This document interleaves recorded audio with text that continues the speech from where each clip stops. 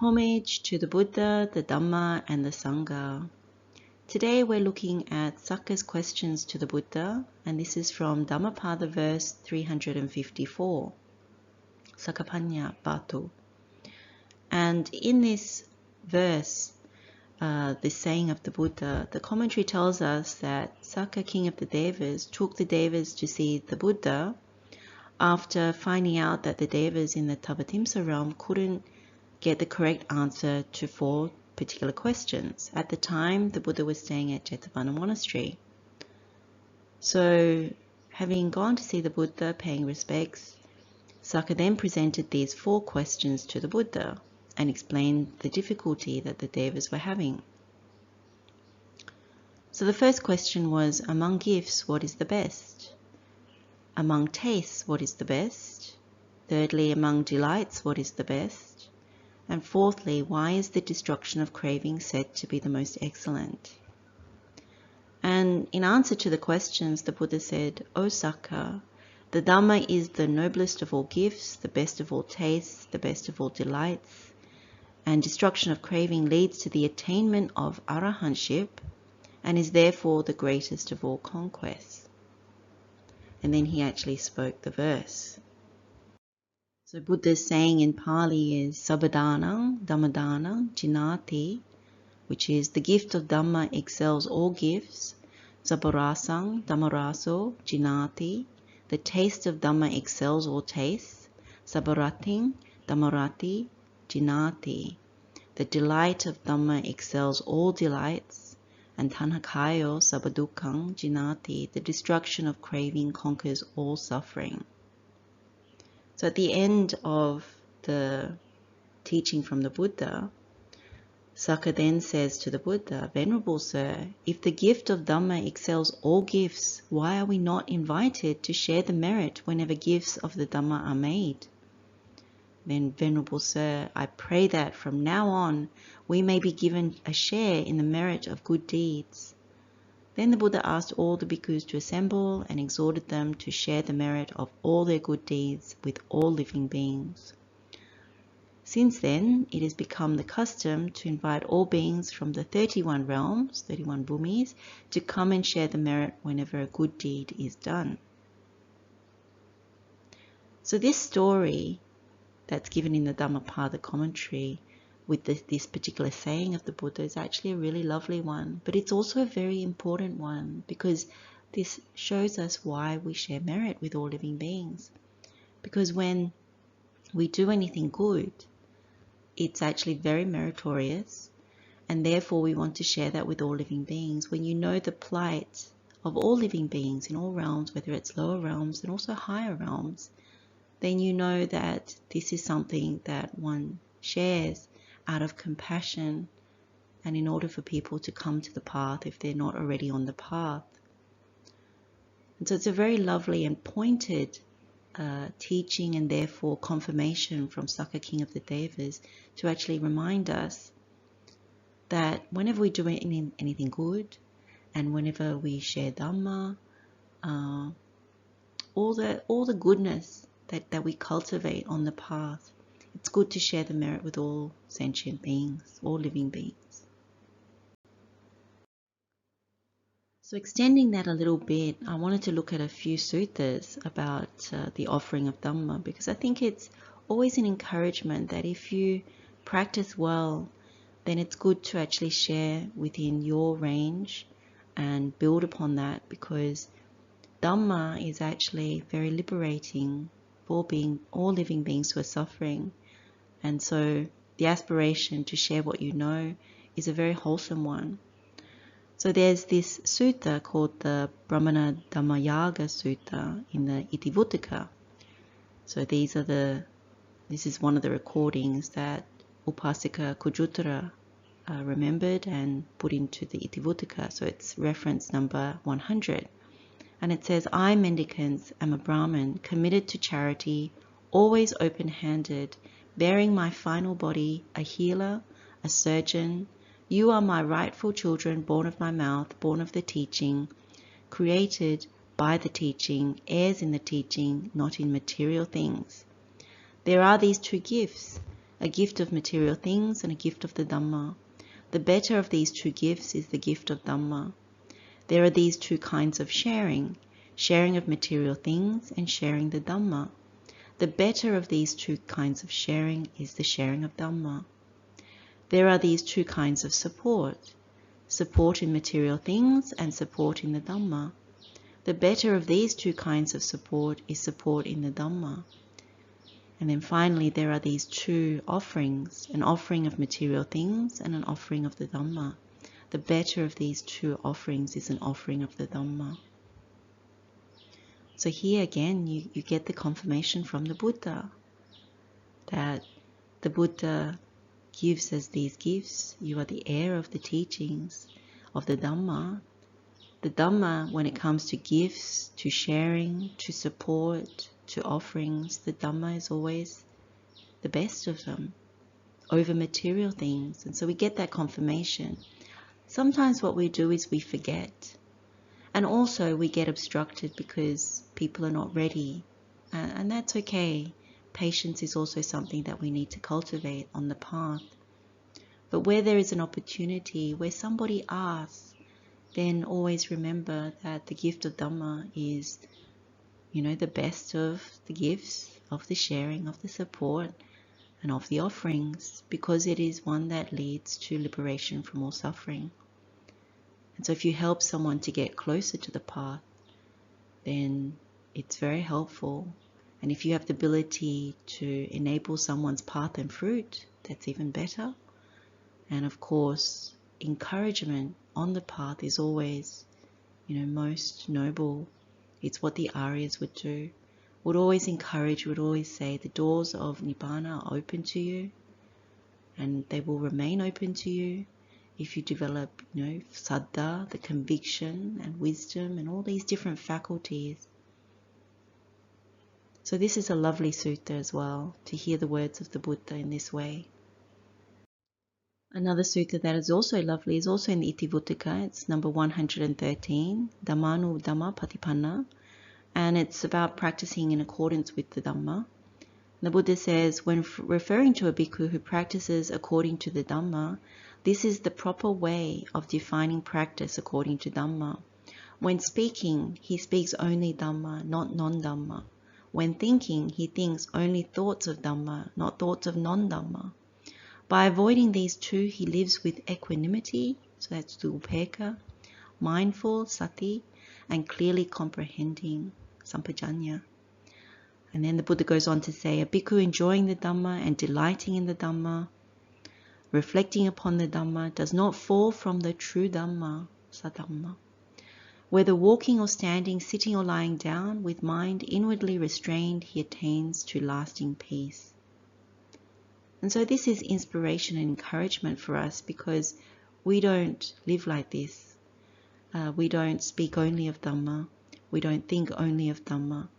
But we do put time towards it as much as we can, given the burdens and responsibilities of our life. But there's always the opportunity to do more. And the main thing is that when you're on the Arya path, the Lokottara path, the supramundane path, you walk most certainly with the noble ones. Because what you're attempting to do is to ensure that you only take Nibbana as the truth. So someone who is walking the Noble Eightfold Path, the supramundane path, doesn't take anything outside of Nibbana as the truth, doesn't cultivate anything outside of Nibbana in their practice, and very minimal in daily life how much they take up things which are outside of Nibbana because of the danger. And so when they do that, then really the mind can be with upekkha, because the cultivation is always the iddhipadas, to make sure the palacitta, the path and fruit, is activated. And so of course that person enjoys the Dhamma, delights in the Dhamma, reflects upon the Dhamma, and doesn't fall from that noble truth. They have the saccaditthana, that nothing outside Nibbana is truth, it's deceptive. So very high practice, but important for us to know the distinction. So as we develop on the path, we develop our understanding of the First Noble Truth, we start to realize the abandoning of Tanha, and we walk this Noble Eightfold Path with more conviction towards the Buddha's words and instructions, then it enables us to realize the cessation of all suffering, and so we won't slide. So this is the key to knowing that, and to be encouraged that there are people, whether they're monastic, but certainly from a lay perspective, there are lay people who are walking this path in this way, and readily admit that they still take things outside of Nibbana as truth. They still haven't quite perfected Saddha. Saddha is the one that helps you to go all the way because there's insufficient wisdom. Buddha has Saddha and wisdom as equal. As Sakkas, we don't have that. And so it's important to take heart that there are lay people who are practicing this path in this way. And it is possible as a lay person to develop the mind, to develop the path to liberation. And so whether you're standing, walking, sitting, lying down, the restraint of the mind is very important. And one with this aspiration will eventually realize the path.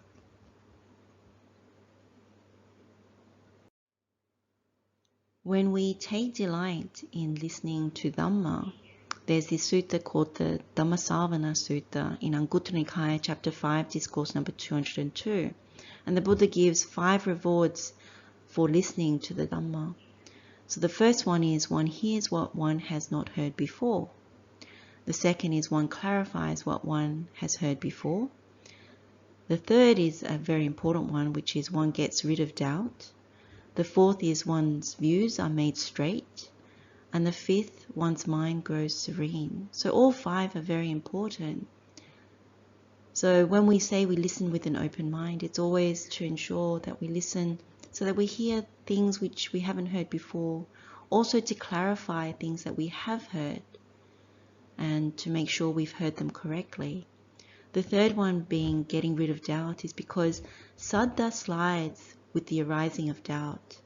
So our conviction gets tested each and every time with doubt. So when we are able to remove doubt by hearing true Dhamma, Saddha increases. Our conviction towards the Dhamma's teaching gets solidified. Remember, Saddha is the pillar, the foundation pillar that gets set. It doesn't shake. So when we say that we don't shake with conditions, we don't shake also because our conviction is very strong. And so one who doesn't take anything outside of Nibbana, who has seen in their meditation the truth of the teaching, will not shake because of Saddha, because of this conviction, confidence in the Buddha's teaching, what they've penetrated as truth, and also their conviction towards the Buddha, the Dhamma, the Sangha, and then also the cultivation of the Brahma Viharas, the doors that open to Nibbana, and all the other wings of awakening. And so the fourth being one's views are made straight. Nothing outside Nibbana is truth, so you don't get swayed. You understand that they are there, they are convention to samsara, but there is a deception of them if we take them up as truth. And then the fifth is one's mind grows serene. So when your mind doesn't shake, when you see it through metta, through karuna, through mudita, but most of all, when it all comes together and you see the Dhamma with upekkha, so all conditions, all constructions, then the mind gets very calm and serene. It's settled because it knows the distinction between truth and falsity. And so when the mind gets highly concentrated, it's very good. The aspiration is always to touch the 4th jhana because that's where it doesn't shake. And so when you come out of the 4th jhana, the equivalent of equanimity, then you don't see the diversity in conditions. You see them as very balanced.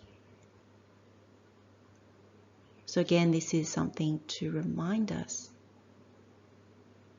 that listening to Dhamma, listening to the true words of the Buddha is always very helpful. Always something that there are blessings of. And so that last line in the verse of the saying of the Buddha in this Dhammapada verse, where it goes, the destruction of craving conquers all suffering. If you remember from the Paticcasamuppada, we go through this whole thing with the cessation of ignorance is the cessation of volitional formations, and then the cessation of consciousness, the cessation of name and form, the cessation of the 6 sense bases, the cessation of contact, the cessation of feeling, and then you get to the cessation of craving. And then from the cessation of craving, you get the cessation of clinging, the cessation of existence, the cessation of birth, the cessation of aging and death. And therefore you get the cessation of sorrow, lamentation, pain, sadness, and despair, the whole mass of suffering. So that's where you get that final statement from. That if you have the cessation of craving, then you break that link. And as a result of that, there's no conditioning for clinging. So there's a cessation of clinging at that point. With the cessation of clinging, it's cessation of existence and so on. So there's no more suffering. In the last Poya Dhamma session, we went through the Samadhi Bhavana Sutta, and we saw the similar thing to the Paticcasamuppada about dependent origination. But what we really looked at more closely was this process of tanha, of craving. So when we seek delight, abhinandati, when we welcome, abhivadati, when we remain holding, ajosayatitati, then this process of tanha comes and activates the dependent origination. And so this sutta says that when we don't seek delight, nabhinandati, when we don't welcome, nabhivadati, when we don't remain holding, najosayatitati, to the 5 aggregates, then it ceases the delight, it ceases the clinging, ceases the existence, then ceases birth, ceases aging and death, and therefore you have the cessation of this whole mass of suffering. So tanha is the origin of suffering. So when we destroy it, then we destroy all suffering. All suffering ceases. And then there's this Loka Sutta in Udana, chapter 3, discourse number 10, about the world.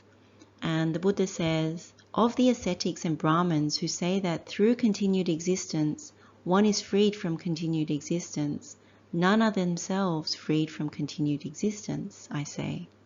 Of the ascetics and Brahmins who say that through annihilation of existence, one escapes from continued existence, none have themselves escaped from continued existence, I say. For this suffering originates dependent on all attachment.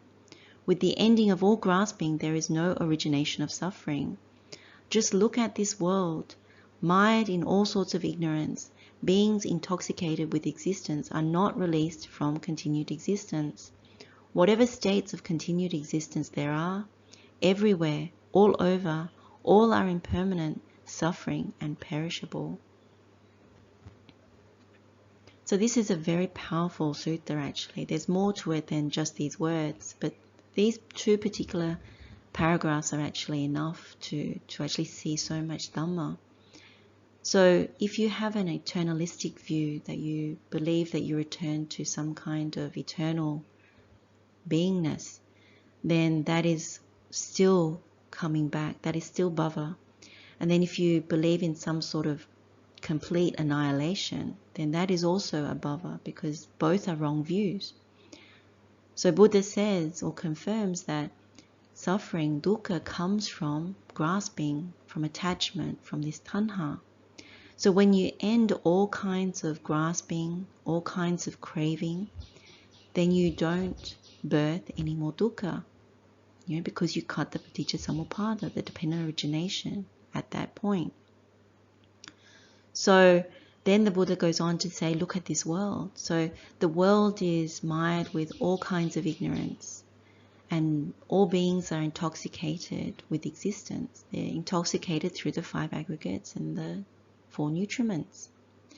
And so when you are grasping craving, clinging to the 5 aggregates, to the 4 nutriments, to sense pleasures, to things that you see through the eye, hear through the ear, smell through the nose, taste through the tongue, touch through the body, and proliferate through the mind, then you're not released from bhava, from the continued existence. You'll be subject to continued existence and therefore to rebirth. Because all these things that one attaches to are impermanent, they are suffering, and they're perishable. So they're not nibbana. Nibbana is the one that is permanent, not suffering, and won't perish. So this is a very good reminder to ensure that you know this Dhamma, and that you release yourself from tanha, from the craving. All the meditations that you practice must be doing so, such as the Samadhi Bhavana Sutta, and all these other ones that we've learned before, the Silavanta Sutta, the Pamada Vihari Sutta, all the things on the Noble Eightfold Path that help us to actually release from the corrupted mind, from the perversions, and to walk this Noble Eightfold Path. So to finish off, I thought I'd include this thing about the wise and the fool, because nobody likes to be called a fool, do they? And the Buddha says, "Bhikkhus, for the fool hindered by ignorance and fettered by craving, this body has originated. For the fool, that ignorance has not been abandoned and that craving has not been utterly destroyed. For what reason? Because the fool has not lived the holy life for the complete destruction of suffering. Therefore, with the breakup of the body, the fool fares on to another body. Faring on to another body, he is not freed from birth, aging, and death, not freed from sorrow, lamentation, pain, displeasure, and despair, not freed from suffering, I say." Then the Buddha goes on, "Bhikkhus, for the wise man, hindered by ignorance and fettered by craving, this body has originated. For the wise man, that ignorance has been abandoned, and that craving has been utterly destroyed. For what reason? Because the wise man has lived the holy life for the complete destruction of suffering.